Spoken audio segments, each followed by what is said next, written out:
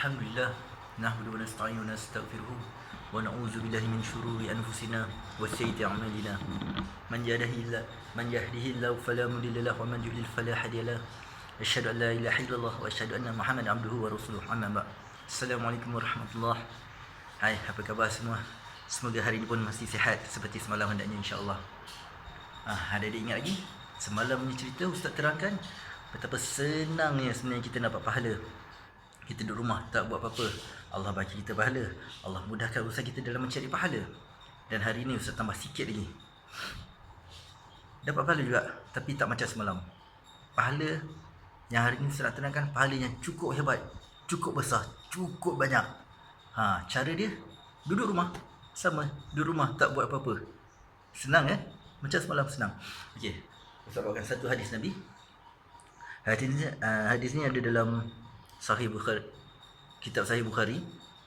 Nabi bersabda, sesungguhnya Allah menghantar satu wabak sesungguhnya Allah menghantar satu wabak kepada satu kaum, dan ia menjadi azab bagi mereka yang dikehendakinya, dan juga ia merupakan rahmat bagi orang-orang yang beriman. Sesiapa yang duduk di rumah mengharapkan pahala, mengharapkan redha daripada Allah, dan ia yakin bahawa tidak ada apa-apa yang akan memudaratkannya melainkan dengan izin Allah, maka Allah akan kurniakan dia pahala syahid. Adik-adik biasa dengar perkataan syahid? Yang mana pernah dengar, alhamdulillah dia tahu betapa hebatnya syahid tu. Yang mana tak pernah dengar, Ustaz terangkan sedikit insya-Allah. Okey. Pahala syahid ni antara pahala-pahala yang paling besar dalam Islam.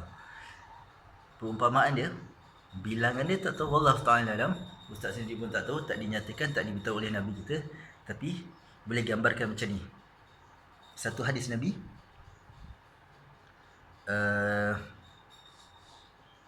seseorang yang mati syahid, iaitu orang yang berperang di jalan Allah, tak ada Allah, waktu berperang dengan musuh-musuh Allah, dia meninggal, dia gugur dalam medan peperangan, maka dia dikira sebagai mati syahid. Orang yang mati syahid automatik terus masuk syurga. Tak ada hijab, tak ada hisab, tak ada timbang tara, semua dosa dia diampunkan, automatik dia terus masuk syurga. Kecuali orang yang ada berhutang. Pendek kata, kalau hidup adik-adik, hidup kita tak ada hutang, kita tak ada berhutang dengan sesiapa, ataupun kita ada hutang dan kita dah bayar, kita dah langsaikan, kita dah lunaskan semua hutang kita, maknanya kita bebas daripada sebarang hutang ni. Tak ada Allah, kita mati syahid, dengan senangnya adik-adik kita akan masuk syurga. Hebat tak? Hebat mati syahid ni. Tak kira banyak mana pun dosa kita, kecuali bukan dosa syirik. Sebab bila ada dosa syirik, maknanya kita dah bukan Islam. So sebab tu kita tak akan dapat masuk syurga, sebab tu kita tak akan dapat ganjaran mati syahid ni tadi. Maka selagi mana kita masih beriman kepada Allah, kita mati syahid, automatik kita masuk syurga. Hebat. Perumpamaan lain,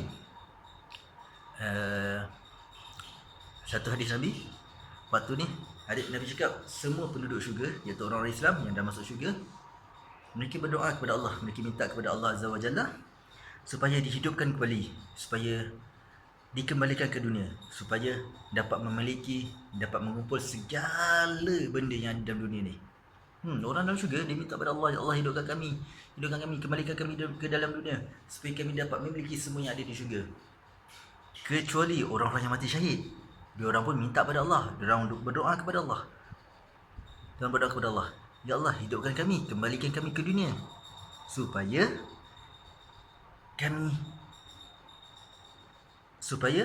kami dibunuh kembali oleh musuh-musuhmu ya Allah, supaya kami dapat mati berulang-ulang kali di jalanmu ya Allah.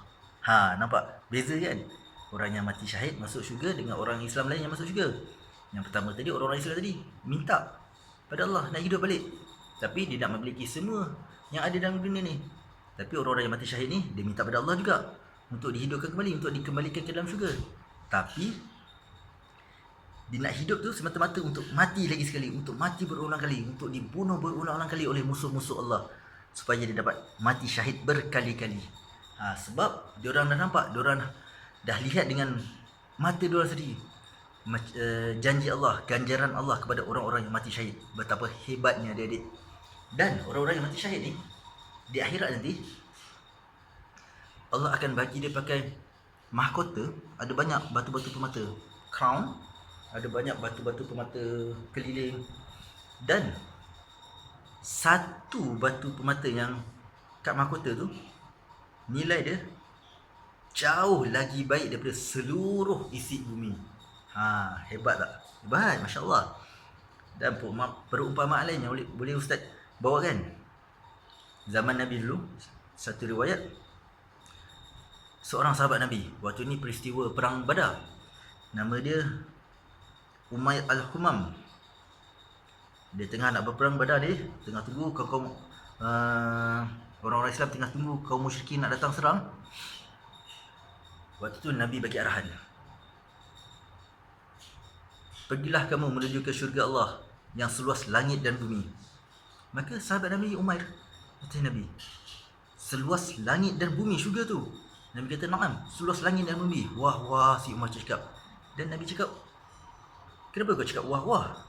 Dan Umar cakap, demi Allah, aku harap aku termasuk di kalangan orang-orang yang akan masuk ke syurga yang seluas langit dan bumi. Lalu Nabi pun kata, engkau termasuk di kalangan mereka. Lalu Umair, dia bawa keluar ada 2-3 biji kurma mungkin, dan dia cakap kepada Nabi,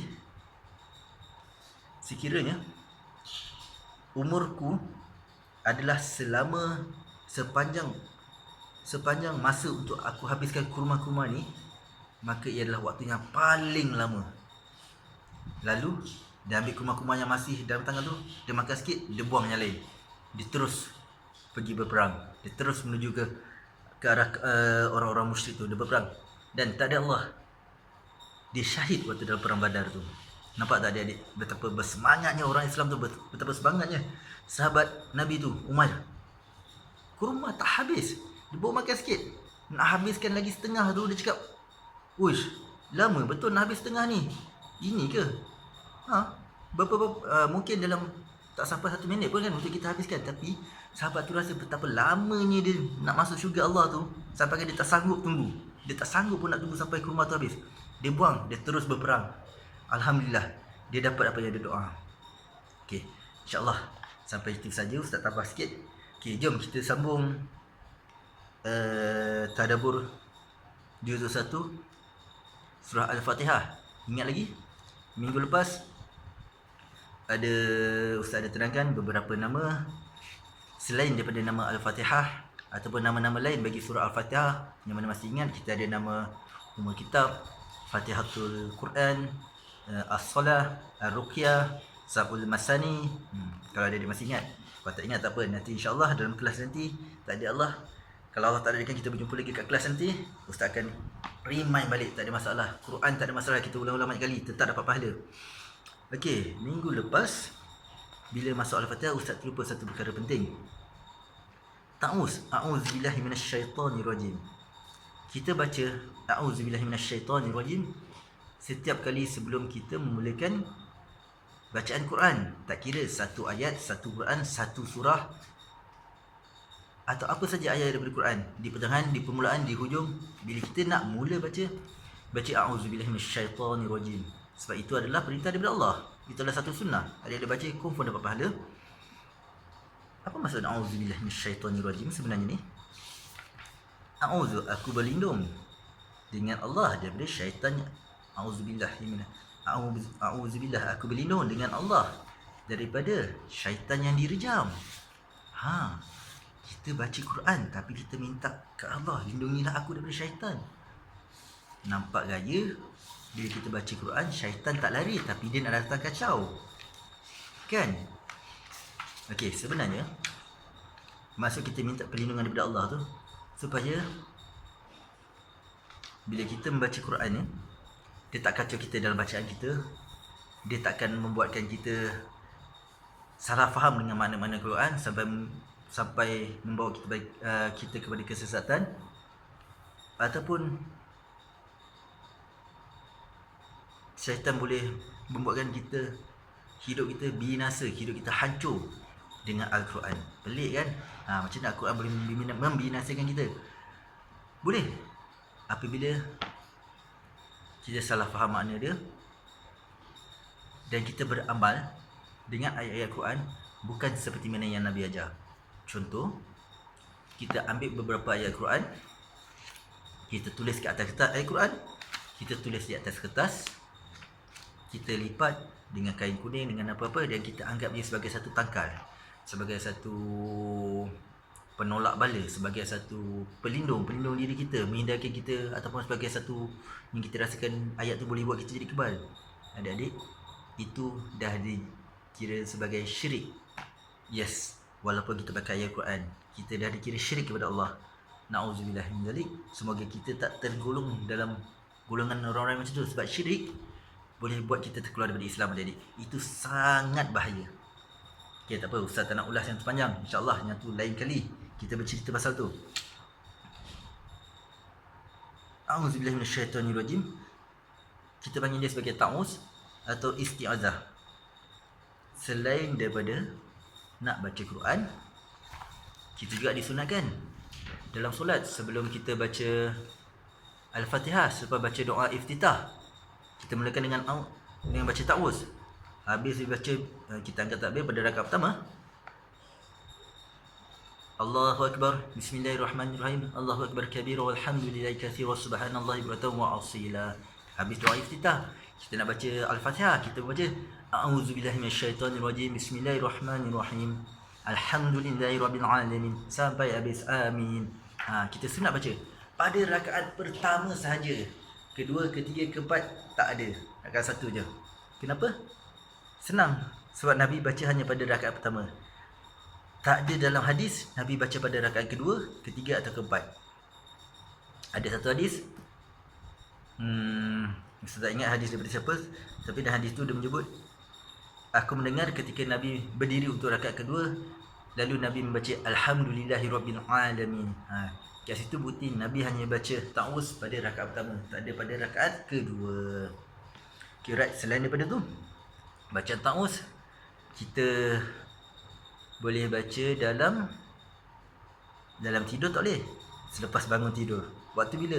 Waktu dapat mimpi buruk, mimpi hantu, mimpi perompak, mimpi kena kejar dengan binatang buas, mimpi kena langgar dengan kereta api, atau kena serang dengan apa-apa, jet pejuang Ultraman. Adik-adik bangun takut, berpeluh, berdebar-debar. Okey, adik-adik bangun, baca A'udzubillahi minasyaitonirrajim dan buat isyarat meludah. Jangan ludah betul-betul, habis kotor katil ni. Okey. So bila kita dah baca, kenapa baca ta'uz?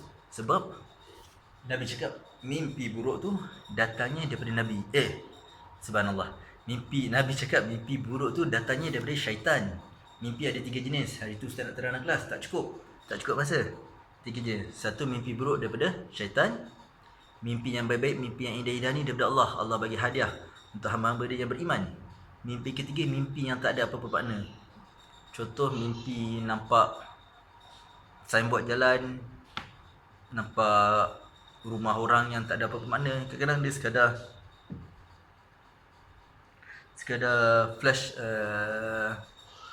flashback apa yang kita nampak siang hari tadi. Kita berjalan-jalan, kita nampak rumah tu, nampak pokok tu, dan dia masuk dalam mimpi yang tak bawa apa-apa makna. Dan Nabi pesan, kalau mimpi buruk yang mana daripada syaitan, jangan cerita kat siapa-siapa, simpan dalam hati seorang-seorang. Besok jangan jumpa kawan kita, jumpa Zakwan ke, jumpa Rafael ke, cakap, mana tadi aku mimpi hantu, ada hantu serang. Jangan, kita diam-diam je. Kenapa Nabi tak bagi? Sebab mimpi tu daripada syaitan. Dan Nabi tak nak kita memviralkan usaha-usaha syaitan. Nabi tak nak bagi kredit, Nabi tak nak membesarkan syaitan bahawa dia dah buat kita mimpi yang buruk-buruk. Sebab tu Nabi tak bagi kita bercerita mimpi-mimpi buruk dengan orang-orang lain. Itulah, baru habis ta'uz, dah 15 minit, masya-Allah. Tak apa, insya-Allah nanti Ustaz sambung lagi. Sebab kan kalau dengar video lama-lama, adik-adik bosan, boring. So kita cukup sampai sini 15 minit, insya-Allah. Nanti Ustaz hantar video lain. Assalamualaikum warahmatullahi